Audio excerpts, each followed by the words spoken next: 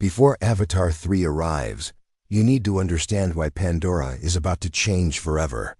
We've seen the lush forests and the breathtaking oceans, but the next chapter is taking us somewhere much, much darker. This isn't just another battle. It's a fundamental shift in the very soul of Pandora. The story so far has been about survival, but what comes next is about transformation, and it might not be what any of us expect. So let's break down everything you absolutely must know before the next film drops. From Jake Sully's journey to the mysterious new clans and the true purpose of the Sky People. Trust me, after this, you'll see Pandora in a whole new light. Let's start with the heart of the story. Jake Sully. He's evolved so much from the conflicted Marine we first met.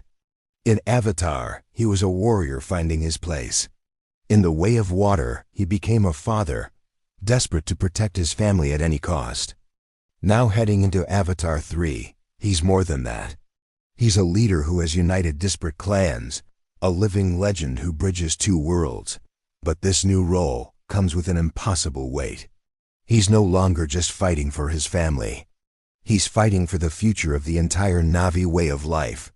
The decisions he makes will determine whether Pandora follows him into a new era or fractures under the pressure. The war forced him to confront his past, and the loss of his son, Netium, has left a scar that will shape his every move. He's a man pushed to his absolute limit, and that makes him both a powerful symbol and a potential liability. Will his grief make him a reckless leader, or will it forge him into the savior Pandora needs? Now let's talk about the biggest force on Pandora, Eywa.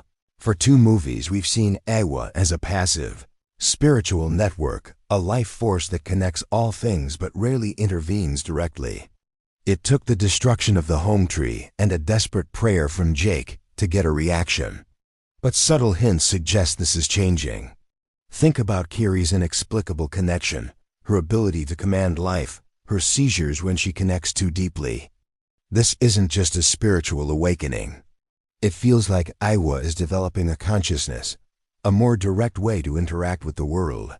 Pandora itself might be gearing up to take action. The planet has always fought back through its wildlife, but what if Eywa's response becomes more focused, more strategic? What if it's no longer just about defending, but about actively fighting? The planet is waking up, and its awakening could be more terrifying than any army the Sky People can muster.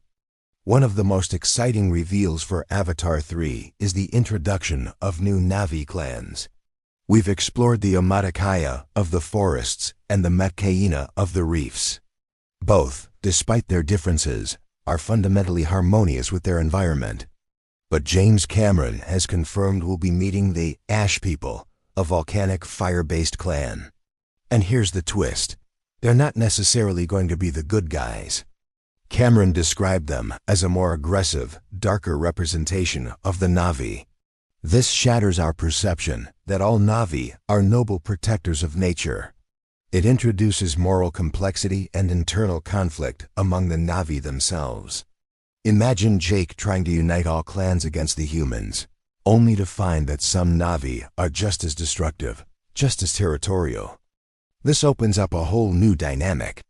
We'll likely see harsh, unforgiving landscapes that have bred a tougher, more cynical kind of Na'vi. This isn't just about expanding the world of Pandora. It's about deepening its conflicts from within. Who are the real villains when the Na'vi themselves are divided? So what about the humans? The Sky People have a new agenda, and it's far more permanent and dangerous than before. In the first film, they wanted unobtainium, a resource to be mined and taken back to Earth. It was a corporate smash and grab. But the Way of Water revealed the chilling truth. Earth is dying. This is no longer a mission for profit. It's a mission for colonization. The RDA isn't just building a base. They're building a new home for humanity, and Pandora is the real estate. This changes everything. They won't leave. They can't. The stakes have been raised from corporate greed to the survival of the human species. General Ardmore represents this new, colder strategy. She's not just a military commander. She's a pioneer paving the way for a mass exodus from Earth. This makes the RDA far more ruthless. They aren't just fighting for a quarterly report. They're fighting for a future, and they will stop at nothing to secure Pandora for themselves, even if it means wiping out the Na'vi completely.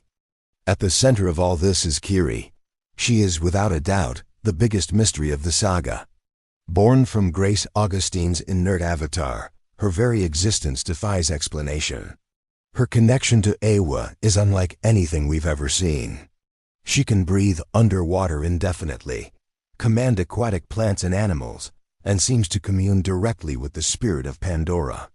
But this power comes at a cost, triggering violent seizures that suggest her human brain can't handle the raw connection.